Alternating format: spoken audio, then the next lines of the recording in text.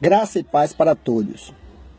Neste vídeo eu quero fazer ciente a todos a ligação que há entre Cristo e o sábado, que está impresso no 4º mandamento da lei, o Torá, que é a lei que Moisés mediava, pois na Torá, que são os 5 primeiros livros da Bíblia, entre os 5 livros da Bíblia, o livro de Êxodo é o que mais enfatiza o 4º mandamento como uma lei e exigência. E o 4º mandamento ele diz: lembra-te do sábado para santificá-lo, separar. E o Senhor tratou o sábado como se trata de uma pessoa santa, porque o sábado ele tinha o mesmo intuito da lei, pois o sábado é um dos mandamentos da lei. E a lei, ele tem o seu papel de introduzir as pessoas a Cristo, a humanidade a Cristo, de conduzir as pessoas, a humanidade a Cristo. Então manda lembrar do sábado para o santificá-lo, porque Deus abençoou esses dias após ter trabalhado nos 6 para fazer os céus e a terra e tudo o que nele há. Aí Deus pegou, repousou no 7º dia e o abençoou. Eis a pergunta: será que Deus amaldiçoou os outros 6 dias? De forma alguma. Deus destacou o 7º dia porque ali estava representando o seu Filho, Cristo, que a lei ia proferir sobre Cristo. Então toda lei ela aponta a humanidade para Cristo. Cristo está presente em toda a Escritura Sagrada. Em Gênesis ele está lá no princípio criando tudo. João, capítulo 1, versículo 1 diz: no princípio criou Deus os céus e a terra. Cristo sempre esteve presente. Porém, na antiga aliança ele estava de uma forma teofônica e bem clara, né? E Cristo, ele como sábado, ele é o dia de repouso. Israel trabalhava 6 dias, mas o 7º dia deveria se recolher, porque eles iam repousarem, eles iam descansar. Mateus capítulo 11, o versículo 28 a 30, Cristo liga o sábado a ele de uma forma assim: vinde a mim todos que estão cansados e oprimidos, que eu vos aliviarei. Tomai sobre vós o meu jugo, porque é suave, o meu fardo, porque é leve. E aprendei de mim, que sou manso e humilde de coração, e encontrareis descanso para a vossa alma. Pois Cristo, ele dá descanso à alma. O sábado vinha trazer repouso. Eram 6 dias de fadiga, e quando surgia o sábado, eles se alegravam, porque no sábado eles poderiam descansar. Os seus patrões teriam que lhe dar folga. Quem era autônomo sabia que a lei exigia dele, pensando na humanidade. Cristo surgiu dessa forma. E quando Cristo surgiu, raiou para nós o descanso para a nossa alma. Então há uma ligação.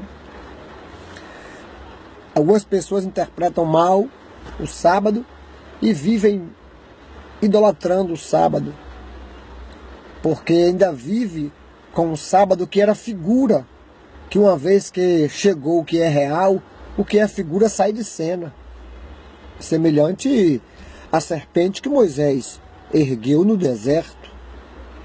E o povo de Israel olhava para a serpente e eram curados. Aquela serpente representava Cristo, pois Cristo disse: assim como Moisés levantou a serpente no deserto, importa que o Filho do Homem seja levantado. Não vamos mais ficar adorando a serpente, ou olhando para a serpente para ser curado, não. Agora nós olhamos para Jesus e ele sara todas as nossas feridas, pois ele estava na cruz, conforme Isaías, para isso, para curar a humanidade. da chaga do mal. Olhando nós para Cristo, recebemos agora a cura. Então aquela serpente sai de circulação. O sábado teve a sua vez, o seu propósito de apontar que surgiria, em meio a essa fadiga, esse labor da vida, um dia de descanso, e Cristo é o nosso descanso. Cristo, no livro de Mateus, capítulo 5, versículo 17, ele diz assim: não cuideis que eu vim abrogar ou anular a lei e os profetas. Não, eu vim cumprir a lei e os profetas. Porque até que passe os céus e a terra, não ficará sem se cumprir, ou não se omitirá da lei, nem um ponto sequer. Cristo veio guardar ou veio cumprir a lei? Cristo veio cumprir a lei, não veio guardar a lei. É muito distinto isso. Cumprir é uma coisa, guardar é outra. Cumprir tem duplo sentido. Quando você faz o que a lei lhe obriga a fazer, você está cumprindo a lei de uma forma de seguindo, obedecendo. Cristo veio cumprir, no sentido que ele veio para cumprimento da lei. Exemplo disso. No livro de Gênesis, capítulo 3, versículo 15, após a queda da humanidade, o Senhor chegou e falou para a serpente, que ali era o símbolo, literalmente era uma serpente, mas que simbolizava Satanás, que tinha ferido a humanidade, induzindo a humanidade ao erro. Agora, o Eterno fala para a serpente: porém, inimizade entre a tua semente, entre tu, a semente da mulher, e tu, entre a serpente e a semente da mulher. Porque tu vai ferir a semente da mulher no calcanhar, e a semente da mulher vai lhe ferir a cabeça. Falando de Jesus, a sua morte na cruz do Calvário, em que os cravos lhe transpassaram os pés e os punhos. Ali Satanás estava ferindo a semente da mulher. Agora Cristo vence a morte, vence o império da morte, derrama o seu sangue e nos sara de todos os pecados. Todo aquele que crê e olha para ele é sarado do pecado, e nisso ele está esmagando a cabeça de Satanás. E Paulo diz que em breve o Senhor de paz, o mesmo Senhor de paz, esmagará debaixo dos vossos pés a cabeça da serpente, ou a cabeça de Satanás. Para se cumprir a profecia, Cristo veio para que se cumprisse a lei e os profetas. Veio para cumprimento. Se Cristo não viesse, a lei e os profetas, nos seus pontos, não seriam cumpridos. Isaías capítulo 7, versículo 14, está lá a profecia, dizendo assim: eis que vos dou um sinal, e a virgem conceberá e dará à luz a um menino, e o seu nome será chamado Emanuel. Quando Cristo nasceu da virgem, que é Maria, a saudosa Maria, nossa irmã, que estava desposada com José, o anjo lhe apareceu e disse uma saudação de paz para ela, e falou para ela que ela ia dar à luz ao Cristo, ou a Jesus, o Salvador. E ela disse que como poderia ser isso se ela não conheceu o varão. Ele disse: não se preocupe, porque o que vai nascer de ti, o que vai ser gerado em ti, vai ser obra e graça do Espírito Santo, para se cumprir a profecia de Isaías, capítulo 7, versículo 14, que uma virgem daria a luz. Aí Cristo disse: eu vim cumprir a lei, eu não vim anular a lei. Se ele não vem, ou se ele vem de maneira errada, e nascesse de uma mulher sem ser virgem, ele estaria anulando a lei. Ele não estaria estabelecendo a lei. Aí anularia a lei. Ele estaria transgredindo a lei, porque nasceu de uma forma que a lei não profetizou. Ele monta num jumento, asno, jumentinho. A lei dizia que lei vinha montado num jumentinho. Ele manda buscar um jumento que estava amarrado e disse: se o dono perguntar, diga que o Senhor precisou para se cumprir a profecia. Então, em ignorância de interpretação, por falta da hermenêutica, muitos teólogos têm tropeçado, principalmente os sabatistas, que pega esse versículo para dizer que Cristo veio guardar a lei. Cristo não precisa guardar a lei, porque a lei é para quem anda violando e errado. Pois Cristo, ele é sacerdote, ele é mediador. Ele é a lei. Então Cristo, ele veio, ele é o personagem principal que a lei e os profetas falaram. Era nele que estava o cenário. Foi nele que foi criado tudo. O plano da salvação estava nele. Então a lei apontava para ele. Era o teste dele. Tudo que a lei e os profetas profetizaram acerca de Cristo. Agora veio ele, nasceu, para tudo ponto por ponto se cumprindo. Ponto por ponto. A sua morte, o seu nascimento, a sua vida, as suas acusações, os seus despojos, a sua morte entre dois malfeitores, o seu sepultamento em sepulcro virgem de um rico, a sua ressurreição em 3 dias, conforme os 3 dias de Jonas no ventre da baleia, ele empendurado na cruz, conforme Moisés ergueu a serpente. Então eu vim para cumprir a lei. Eu vim para que se cumprisse o que os profetas e a lei falaram. Agora, como na Torá, os 10 mandamentos, que o quarto já era dito por Moisés antes que a lei fosse entregue para ele. Pois a Bíblia diz que a lei foi entregue a Moisés 430 anos depois que o Eterno fez a promessa a Abraão. Já existia lá um regulamento, agora é entregue como lei a ele, como teste para Israel. Uma prova que ninguém hoje aguenta, suporta. Ninguém guarda o sábado.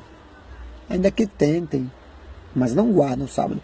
Guardar o sábado hoje, os seus pontos por ponto, ele é como você parar o mundo. É você parar o mundo, porque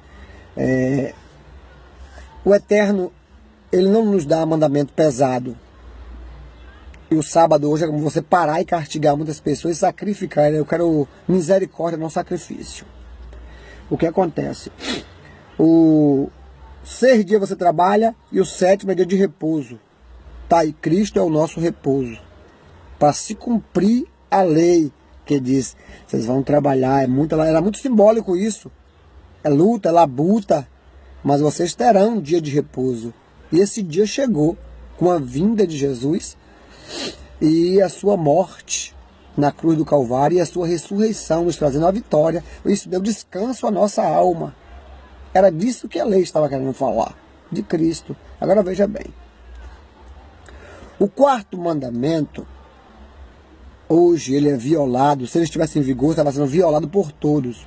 Primeiro, o 4º mandamento, Tiago diz: qualquer pessoa que quer guardar a lei, ou viver debaixo da lei, guardar toda a lei, e se alguém guarda toda a lei e tropeça num só ponto, ele violou toda a lei. E quais são os pontos? Cada mandamento tem seus pontos. Por exemplo, o primeiro mandamento diz assim: eu sou o Senhor teu Deus, não terás diante de vós outro Deus. Mas agora vem os pontos como: não farás para ti imagem de escultura, não vai adorar nada que está embaixo do céu, em cima do céu, debaixo das águas, em cima da terra. Aí estão os pontos. Em cima do céu os anjos, os serafins, querubins. Não, você só adora o Senhor. Na terra nós, os profetas, os apóstolos que passaram por aqui. Nas águas os peixes, como o pessoal do Candomblé, com muito respeito. Não estou aqui denegrindo a religião de ninguém, mas uma realidade. Eles ofereceram ao pessoal a Iemanjá, que diz que é uma deusa dentro das águas. Então o Senhor está dizendo no seu primeiro mandamento, que é para adorar só o Senhor teu Deus, não terás outros deuses. E dá os pontos dos lugares onde alguém vai querer utilizar, onde você encontra alguma coisa, algum objeto para fazer disso Deus, ele descartou. No céu, na terra, no mar, embaixo da terra, não pode. Então descartou. E o quarto mandamento, lembra-te do sábado, para o santificá-lo. 6 dias trabalharás, mas o sexto é o dia do Senhor. Porque o Senhor Deus criou os céus em 6 dias, terra e tudo, mas no sétimo ele repousou, descansou e o abençoou. Cristo, ele recebeu a bênção e a plenitude de Deus, pois Cristo é Deus entre nós. Ele é a nossa bênção. Ele é o prometido a Abraão. Resumo aqui, conclusão. Então o quarto mandamento diz assim: não trabalhe tu, nem teu filho, nem tua filha. Mas tu já está dizendo para cada pessoa, pois os israelitas, eles eram autônomos. Até hoje costumam ser autônomos. Então eles tinham o seu gado, eles tinham o seu rebanho, eles tinham os seus empregados, as suas empregadas, os seus filhos. E o chefe da família era dito a lei para ele, para o homem. E o homem era que regia a família, passando a ordem que recebeu de Moisés. Não, ninguém pode aqui. Porque quem ditava era o homem, o chefe da família, o pai. Depois que ele morresse, agora tomava posse o seu primogênito. Assumia. O que acontece? Então, nem eu, ou nem tu e a tua família, é fácil você botar para parar hoje, não ir para a empresa, não dirigir o seu carro, porque nem os seus animais, fala nem tu, nem teu filho, nem tua filha, nem teu servo, nem tua serva, nem teus animais, nem teus estrangeiros nas tuas portas para dentro. Tu e tua filha, teus filhos, a tua família. Tu, nós, pronome pessoal, e a nossa família, não podemos trabalhar no sábado, que é contabilizado pelos sabatistas, de pôr do sol a pôr do sol, como fazia Israel, como faz Israel. Sexta-feira, pôr do sol, ao sábado, que nós temos aqui no calendário no Brasil, pôr do sol encerra. E assim mesmo os adventistas do sétimo dia tratam também. Então, nesses dias os animais, eram os veículos de hoje, não poderiam estar em funcionamento. Se alguém pega e coloca o carro para trabalhar, qual é o trabalho do carro? Conduzir a pessoa. Esse é o trabalho do carro. E o chefe de família, os patrões com seus filhos, parar é fácil. Pronto. Agora, os teus servos, os funcionários da empresa, o empresário, manda para casa, como fazem alguns sabatistas, para a empresa naquele dia. Porém, tem agora os teus estrangeiros. Os teus estrangeiros nas tuas portas. Quem são os estrangeiros? Se eu prestar serviço para uma empresa, não sendo eu funcionário dela, mas eu forneço um produto para ela, ou forneço o meu serviço para ela, eu sou estrangeiro. Por exemplo, se eu sou o chefe, ou se eu sou o dono de posse da Coelba, da rede elétrica, corrente elétrica, e eu forneço a energia para a empresa, eu sou estrangeiro. Então, segundo o quarto mandamento, Tiago diz: se você cai ou você erra em um ponto, você é culpado de todos os pontos. Então, quem guarda o sábado se você não corta a relação com os estrangeiros? Aí a empresa, o empresário, ele não trabalha lá na Coelba, a não ser que o chefe da Coelba libere ele na sexta-feira antes do pôr do sol. Mas vai para casa e recebe o fornecimento daqueles que não são sabatistas, mas ficaram lá porque para eles não têm compromisso com a lei ou com esse mandamento, e aí eles ficam lá pecando então, violando o sábado, para fornecer para aquele empresário que é sabatista e vai para casa e para no sábado, entre aspas, para guardar o sábado, mas continua com seus produtos, se é dono de uma sorveteria, se é dono de um frigorífico, se ele é dono de uma rede de supermercado, ele continua com o serviço dos estrangeiros que ele não quis obedecer esse ponto do quarto mandamento, porque vai danificar os seus produtos. Ele acaba o quê? Ele continua, ele mandou o filho para casa, a mulher, cozinhou na sexta-feira, dia de preparação, para comer, para não ter que cozinhar, acender o fogo, conforme diz Êxodo 35. Êxodo 35 diz assim: e no sábado não pode nenhum de vós acender fogo dentro das suas moradas. Aí ele pega, cozinha para não acender a panela, para cozinhar, mas acende para esquentar a comida, tudo bem. Mas aí ele continua com o serviço da Coelba. Ele fez um contrato com a Coelba para trabalhar o ano inteiro. No dia que cai a energia, ele liga para a Coelba vem cá, consertar é direito, quem contratou tem que ter o serviço, mas segundo o quarto mandamento, só obedecerá o quarto mandamento quem obedecer todos os pontos, porque qualquer que está debaixo da lei tem que guardar todos os mandamentos, e qualquer que fazer isso, o apóstolo São Paulo disse que qualquer pessoa que guardar toda a lei será salvo por ela.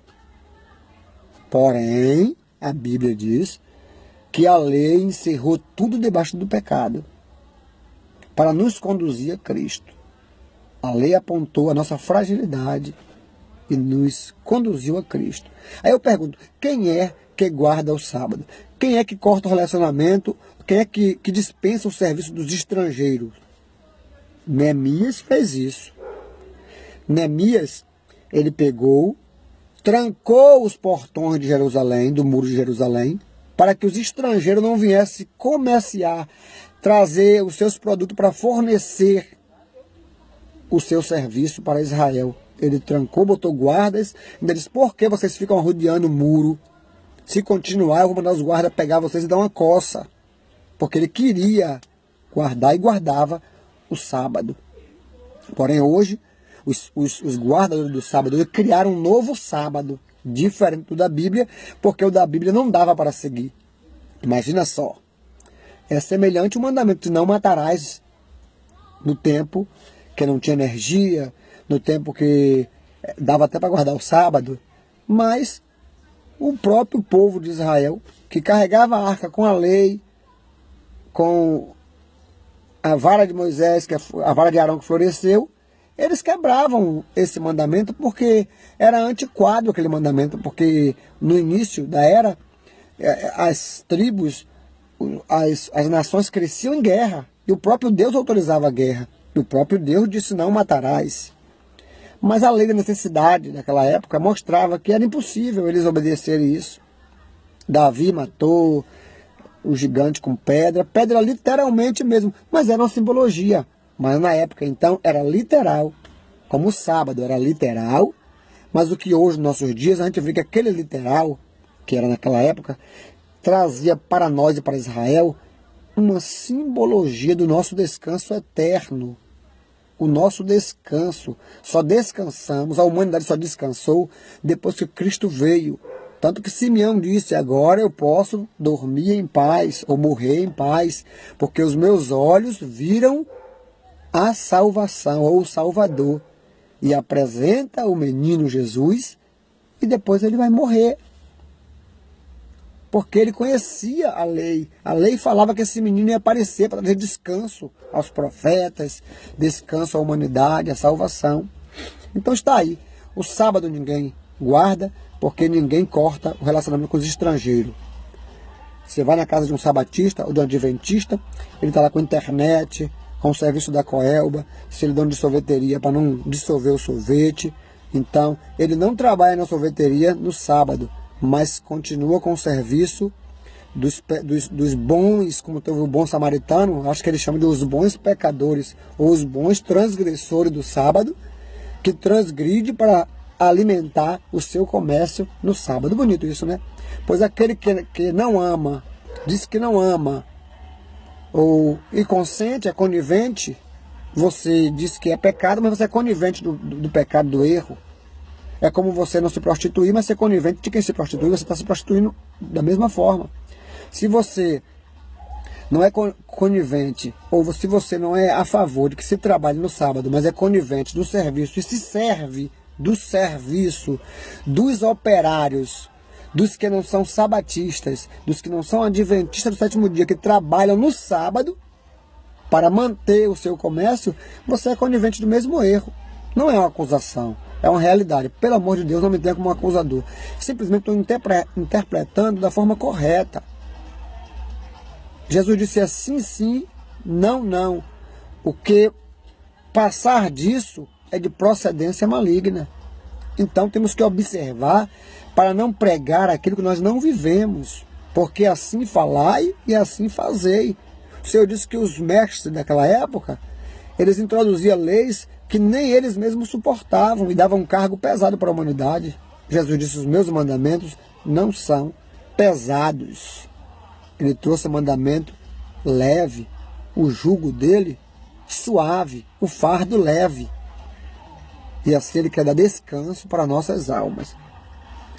Então nós temos para aprender aqui que Jesus veio para cumprir a lei, no sentido de que tudo que a lei falou sobre ele aconteceria como aconteceu cabalmente. Que Deus em Cristo vos abençoe.